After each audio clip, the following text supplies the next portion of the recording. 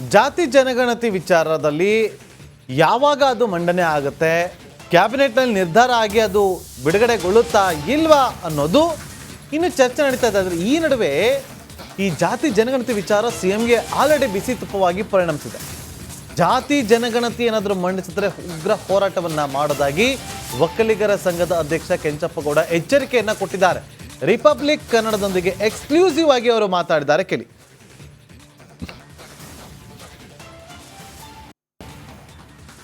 ಜಾತಿ ಗಣತಿ ಕ್ಯಾಬಿನೆಟ್ಗೆ ಬರುವ ಲೆಕ್ಕಾಚಾರಗಳು ಕಂಡು ಬರ್ತಾ ಇದ್ದಾವೆ. ಹಾಗಾಗಿ ಒಕ್ಕಲಿಗ ಸಮುದಾಯ ಮತ್ತು ಮತ್ತೊಂದು ಕಡೆ ಲಿಂಗಾಯತ ಸಮುದಾಯಗಳು ಕೂಡ ಇದನ್ನು ವಿರೋಧವನ್ನು ವ್ಯಕ್ತಪಡಿಸ್ತಾ ಇದ್ದಾವೆ. ಈ ಬಗ್ಗೆ ಮಾತನಾಡೋದಕ್ಕೆ ಒಕ್ಕಲಿಗರ ಸಂಘದ ಅಧ್ಯಕ್ಷರಾದಂಥ ಕೆಂಚಪ್ಪಗೌಡ ಅವರು ಇದ್ದಾರೆ. ಅವ್ರನ್ನ ಮಾತನಾಡ್ಸೋಣ. ಸರ್, ನೀವು ಹಿಂದಿನಿಂದ ಕೂಡ ಅದನ್ನು ವಿರೋಧ ಮಾಡ್ಕೊಂಡು ಬರ್ತಿದ್ದೀರಿ. ಆದ್ರೆ ಈ ಸಾರಿ 16ಕ್ಕೆ ಕ್ಯಾಬಿನೆಟ್ಗೆ ತರೋಕೆ ಸರ್ಕಾರ ಹೊರಟಿದೆ. ಈ ಬಗ್ಗೆ ಏನು ನಿರ್ಧಾರವನ್ನು ಮಾಡಿದಿರಿ ಅಂತ? ಕ್ಯಾಬಿನೆಟ್ಟಿಗೆ ತಗೊಂಬಂದು ಆ ಒಂದು ವಿಷಯವನ್ನು ಪ್ರಸ್ತಾಪ ಚರ್ಚೆ ಮಾಡೋಂಥ ಅವಶ್ಯಕತೆಯೇ ಇಲ್ಲ. ಈಗಾಗಲೇ 10 ವರ್ಷಗಳ ಹಿಂದೆ ಆ ಒಂದು ಸಮಿತಿ ರಚನೆ ಮಾಡಿ ಆ ವರದಿಯನ್ನು ಪಡೆದಿದ್ದಾರೆ. ದಯಮಾಡಿ ಮಾನ್ಯ ಮುಖ್ಯಮಂತ್ರಿಗಳು ನಾವು ಅವ್ರಿಗೆ ಬೇಡ್ಕೊಳೋದು ಇಷ್ಟೇ, ಈ ಒಂದು ಜಾತಿ ಗಣತಿ ಇದನ್ನು ಬಿಟ್ಟು ಬೇರೆ ಒಂದು ಜಾತಿ ಗಣತಿಯನ್ನು ಹೊಸದಾಗಿ ಮಾಡಲಿ ಅಂತೇಳಿ ನಾನು ಅವ್ರನ್ನ ಕೇಳ್ಕೊಂಡು. ಇಲ್ಲ, ಏನೂ ಇಲ್ಲ, ಅವ್ರಿಗೂ ಅನ್ಯಾಯ ಆಗಿದೆ, ನಮಗೂ ಅನ್ಯಾಯ ಆಗಿದೆ, ಯಾವುದೇ ಡಿಸ್ಪ್ಯೂಟು ಅವ್ರಿಗೂ ನಮಗೇನಿಲ್ಲ. ಒಟ್ಟಿಗೆ ನಾವು ಅವರು ಸೇರಿ ನಮಗೆ ಆಗಿರ್ತಕ್ಕಂಥ ಅನ್ಯಾಯವನ್ನು ನಾವು ಒತ್ತಾಯ ತಗೊಂಬಂದು ಸರ್ಕಾರದ ಮಟ್ಟದಲ್ಲಿ ನಮಗೆ ನ್ಯಾಯ ದೊರಕಿಸ್ಕೊಂತೀರಿ. ಒಂದು ವೇಳೆ ಸರ್ಕಾರ ಒಪ್ಪದೆ ಹೋದರೆ ತಮ್ಮ ಹೋರಾಟ ಹೇಗಿರುತ್ತೆ ಎರಡು ಸಮಾಜಗಳಿಂದ ಸೇರಿಕೊಂಡು ಅಂತ? ನಾವು ಅದಕ್ಕೆ ಪ್ರತಿಭಟನೆ ಮಾಡಿ ಇಡೀ ಎಲ್ಲ ಆ ಸಮುದಾಯ ನಮ್ಮ ಸಮುದಾಯ ಎಲ್ಲವೂ ಕೂಡ ಬೆಂಗಳೂರಿನಲ್ಲಿ ಒಂದು ಬೆಂಗಳೂರೇ ಮೆರವಣಿಗೆ ಮಾಡಿ ಆ ಒಂದು ಲಕ್ಷಾಂತರ ಜನ ಸೇರೋ ರೀತಿಯಲ್ಲಿ ಮಾಡಿ ಇದಕ್ಕೆ ನಾವು ಸರ್ಕಾರನೇ ಬೀಳೋ ಒಂದು ಹಂತಕ್ಕೆ ಹೋಗುವಂಥ ಲೆವೆಲಲ್ಲಿ ನಾವು ಹೋರಾಟ ಮಾಡ್ತೀವಿ. ಅಂದರೆ ಎಲ್ಲ ಶಾಸಕರು ಒಗ್ಗಟ್ಟಾಗಿದ್ದಾರಂತ, ಲಿಂಗಾಯತ ಮತ್ತು ಒಕ್ಕಲಿಗ ಶಾಸಕರು ಈ ವಿಷಯದಲ್ಲಿ ಏನೇ ಭಿನ್ನಾಭಿಪ್ರಾಯ ಇದ್ದರೂ ಈ ಒಂದು ವಿಷಯದಲ್ಲಿ ಅವರು ನಾವು ಒಟ್ಟಿಗೆ ಇದ್ದೇ ಇರ್ತೀರಿ ಅಂತ ಅನ್ನೋ ಒಂದು ನಂಬಿಕೆ ನಮಗಿದೆ.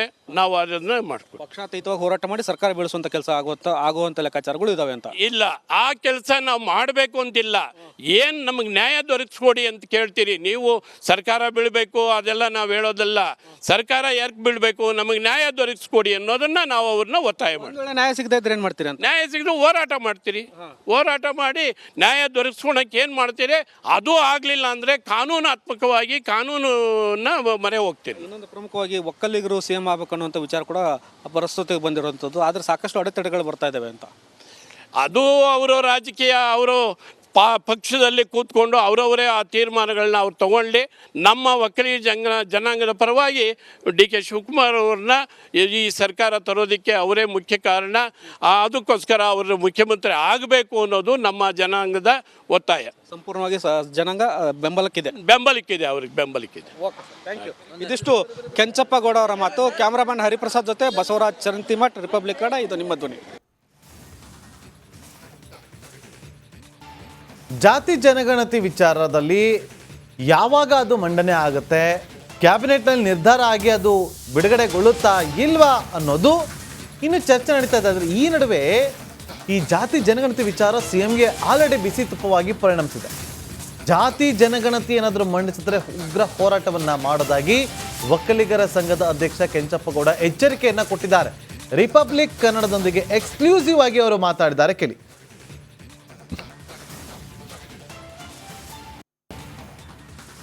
ಜಾತಿ ಗಣತಿ ಕ್ಯಾಬಿನೆಟ್ಗೆ ಬರುವ ಲೆಕ್ಕಾಚಾರಗಳು ಕಂಡು ಬರ್ತಾ ಇದ್ದಾವೆ. ಹಾಗಾಗಿ ಒಕ್ಕಲಿಗ ಸಮುದಾಯ ಮತ್ತು ಮತ್ತೊಂದು ಕಡೆ ಲಿಂಗಾಯತ ಸಮುದಾಯಗಳು ಕೂಡ ಇದನ್ನು ವಿರೋಧವನ್ನು ವ್ಯಕ್ತಪಡಿಸ್ತಾ ಇದ್ದಾವೆ. ಈ ಬಗ್ಗೆ ಮಾತನಾಡೋದಕ್ಕೆ ಒಕ್ಕಲಿಗರ ಸಂಘದ ಅಧ್ಯಕ್ಷರಾದಂಥ ಕೆಂಚಪ್ಪಗೌಡ ಅವರು ಇದ್ದಾರೆ. ಅವ್ರನ್ನ ಮಾತನಾಡ್ಸೋಣ. ಸರ್, ನೀವು ಹಿಂದಿನಿಂದ ಕೂಡ ಅದನ್ನು ವಿರೋಧ ಮಾಡ್ಕೊಂಡು ಬರ್ತಿದ್ದೀರಿ.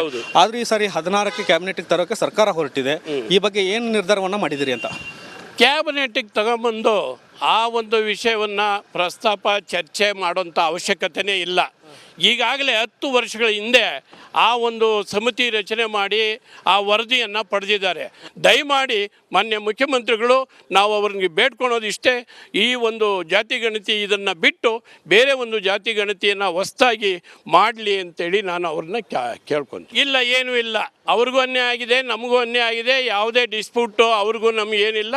ಒಟ್ಟಿಗೆ ನಾವು ಅವರು ಸೇರಿ ನಮಗೆ ಆಗಿರ್ತಕ್ಕಂಥ ಅನ್ಯಾಯವನ್ನು ನಾವು ಒತ್ತಾಯ ತಗೊಂಬಂದು ಸರ್ಕಾರದ ಮಟ್ಟದಲ್ಲಿ ನಮಗೆ ನ್ಯಾಯ ದೊರಕಿಸ್ಕೊಂತೀರಿ. ಒಂದು ವೇಳೆ ಸರ್ಕಾರ ಒಪ್ಪದೆ ಹೋದರೆ ತಮ್ಮ ಹೋರಾಟ ಹೇಗಿರುತ್ತೆ ಎರಡು ಸಮಾಜಗಳಿಂದ ಸೇರಿಕೊಂಡು ಅಂತ? ನಾವು ಅದಕ್ಕೆ ಪ್ರತಿಭಟನೆ ಮಾಡಿ ಇಡೀ ಎಲ್ಲ ಆ ಸಮುದಾಯ ನಮ್ಮ ಸಮುದಾಯ ಎಲ್ಲವೂ ಕೂಡ ಬೆಂಗಳೂರಿನಲ್ಲಿ ಒಂದು ಬೆಂಗಳೂರೇ ಮೆರವಣಿಗೆ ಮಾಡಿ ಆ ಒಂದು ಲಕ್ಷಾಂತರ ಜನ ಸೇರೋ ರೀತಿಯಲ್ಲಿ ಮಾಡಿ ಇದಕ್ಕೆ ನಾವು ಸರ್ಕಾರನೇ ಬೀಳೋ ಒಂದು ಹಂತಕ್ಕೆ ಹೋಗುವಂಥ ಲೆವೆಲಲ್ಲಿ ನಾವು ಹೋರಾಟ ಮಾಡ್ತೀವಿ. ಅಂದರೆ ಎಲ್ಲ ಶಾಸಕರು ಒಗ್ಗಟ್ಟಾಗಿದ್ದಾರಂತ ಲಿಂಗಾಯತ ಮತ್ತು ಒಕ್ಕಲಿಗ ಶಾಸಕರು ಈ ವಿಚಾರದಲ್ಲಿ. ಈ ವಿಷಯದಲ್ಲಿ ಏನೇ ಭಿನ್ನಾಭಿಪ್ರಾಯ ಇದ್ದರೂ ಈ ಒಂದು ವಿಷಯದಲ್ಲಿ ಅವರು ನಾವು ಒಟ್ಟಿಗೆ ಇದ್ದೇ ಇರ್ತೀರಿ ಅಂತ ಅನ್ನೋ ಒಂದು ನಂಬಿಕೆ ನಮಗಿದೆ. ನಾವು ಅದನ್ನು ಮಾಡ್ತೀವಿ. ಪಕ್ಷಾತೀತವಾಗಿ ಹೋರಾಟ ಮಾಡಿ ಸರ್ಕಾರ ಬೀಳಿಸುವಂಥ ಕೆಲಸ ಆಗುವಂಥ ಲೆಕ್ಕಾಚಾರಗಳು ಇದಾವೆ ಅಂತ ಇಲ್ಲ. ಆ ಕೆಲಸ ನಾವು ಮಾಡಬೇಕು ಅಂತಿಲ್ಲ. ಏನು ನಮಗೆ ನ್ಯಾಯ ದೊರಕಿಸ್ಕೊಡಿ ಅಂತ ಕೇಳ್ತೀರಿ ನೀವು. ಸರ್ಕಾರ ಬೀಳಬೇಕು ಅದೆಲ್ಲ ನಾವು ಹೇಳೋದಲ್ಲ. ಸರ್ಕಾರ ಯಾಕೆ ಬೀಳಬೇಕು, ನಮಗೆ ನ್ಯಾಯ ದೊರಕಿಸ್ಕೊಡಿ ಅನ್ನೋದನ್ನ ನಾವು ಅವ್ರನ್ನ ಒತ್ತಾಯ ಮಾಡ್ತೀವಿ. ನ್ಯಾಯ ಸಿಗದೇ ಇದ್ರೆ ಏನು ಮಾಡ್ತೀರಿ ಅಂತ. ನ್ಯಾಯ ಸಿಗದೆ ಹೋರಾಟ ಮಾಡ್ತೀರಿ. ಹೋರಾಟ ಮಾಡಿ ನ್ಯಾಯ ದೊರಕಿಸ್ಕೊಳಕ್ಕೆ ಏನು ಮಾಡ್ತೀರಿ, ಅದು ಆಗಲಿಲ್ಲ ಅಂದರೆ ಕಾನೂನಾತ್ಮಕವಾಗಿ ಕಾನೂನನ್ನ ಮೊರೆ ಹೋಗ್ತೀರಿ. ಇನ್ನೊಂದು ಪ್ರಮುಖವಾಗಿ ಒಕ್ಕಲಿಗರು ಸಿಎಂ ಆಗಬೇಕು ಅನ್ನುವಂಥ ವಿಚಾರ ಕೂಡ ಪರಿಸ್ಥಿತಿಗೆ ಬಂದಿರುವಂಥದ್ದು. ಆದರೆ ಸಾಕಷ್ಟು ಅಡೆತಡೆಗಳು ಬರ್ತಾ ಇದ್ದಾವೆ ಅಂತ. ಅದು ಅವರು ರಾಜಕೀಯ, ಅವರು ಪಕ್ಷದಲ್ಲಿ ಕೂತ್ಕೊಂಡು ಅವರವರೇ ಆ ತೀರ್ಮಾನಗಳನ್ನ ಅವ್ರು ತಗೊಳ್ಳಿ. ನಮ್ಮ ಒಕ್ಕಲಿಗ ಜನಾಂಗದ ಪರವಾಗಿ ಡಿ ಕೆ ಶಿವಕುಮಾರ್ ಅವ್ರನ್ನ ಈ ಸರ್ಕಾರ ತರೋದಕ್ಕೆ ಅವರೇ ಮುಖ್ಯ ಕಾರಣ. ಅದಕ್ಕೋಸ್ಕರ ಅವರು ಮುಖ್ಯಮಂತ್ರಿ ಆಗಬೇಕು ಅನ್ನೋದು ನಮ್ಮ ಜನಾಂಗದ ಒತ್ತಾಯ. ಸಂಪೂರ್ಣವಾಗಿ ಜನಾಂಗ ಬೆಂಬಲಕ್ಕಿದೆ. ಅವ್ರಿಗೆ ಬೆಂಬಲಕ್ಕಿದೆ. ಇದಿಷ್ಟು ಕೆಂಚಪ್ಪಗೌಡ ಅವರ ಮಾತು. ಕ್ಯಾಮ್ರಾಮನ್ ಹರಿಪ್ರಸಾದ್ ಜೊತೆ ಬಸವರಾಜ್ ಚರಂತಿಮಠ್, ರಿಪಬ್ಲಿಕ್ ಕನ್ನಡ, ಇದು ನಿಮ್ಮ ಧ್ವನಿ. ಜಾತಿ ಜನಗಣತಿ ವಿಚಾರದಲ್ಲಿ ಯಾವಾಗ ಅದು ಮಂಡನೆ ಆಗುತ್ತೆ, ಕ್ಯಾಬಿನೆಟ್ನಲ್ಲಿ ನಿರ್ಧಾರ ಆಗಿ ಅದು ಬಿಡುಗಡೆಗೊಳ್ಳುತ್ತಾ ಇಲ್ವಾ ಅನ್ನೋದು ಇನ್ನು ಚರ್ಚೆ ನಡೀತಾ ಇದೆ. ಆದರೆ ಈ ನಡುವೆ ಈ ಜಾತಿ ಜನಗಣತಿ ವಿಚಾರ ಸಿಎಂಗೆ ಆಲ್ರೆಡಿ ಬಿಸಿ ತುಪ್ಪವಾಗಿ ಪರಿಣಮಿಸಿದೆ. ಜಾತಿ ಜನಗಣತಿ ಏನಾದರೂ ಮಂಡಿಸಿದ್ರೆ ಉಗ್ರ ಹೋರಾಟವನ್ನು ಮಾಡೋದಾಗಿ ಒಕ್ಕಲಿಗರ ಸಂಘದ ಅಧ್ಯಕ್ಷ ಕೆಂಚಪ್ಪಗೌಡ ಎಚ್ಚರಿಕೆಯನ್ನು ಕೊಟ್ಟಿದ್ದಾರೆ. ರಿಪಬ್ಲಿಕ್ ಕನ್ನಡದೊಂದಿಗೆ ಎಕ್ಸ್ಕ್ಲೂಸಿವ್ ಆಗಿ ಅವರು ಮಾತಾಡಿದ್ದಾರೆ. ಕೇಳಿ.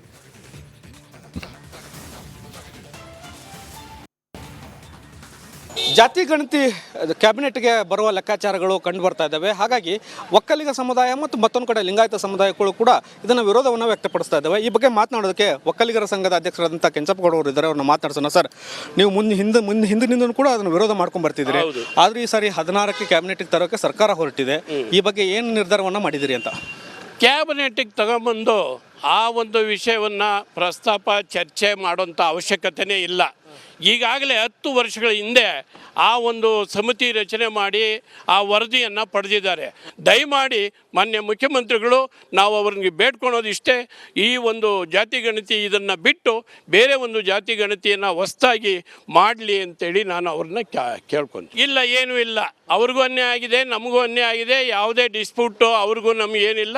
ಒಟ್ಟಿಗೆ ನಾವು ಅವರು ಸೇರಿ ನಮಗೆ ಆಗಿರ್ತಕ್ಕಂಥ ಅನ್ಯಾಯವನ್ನು ನಾವು ಒತ್ತಾಯ ತಗೊಂಬಂದು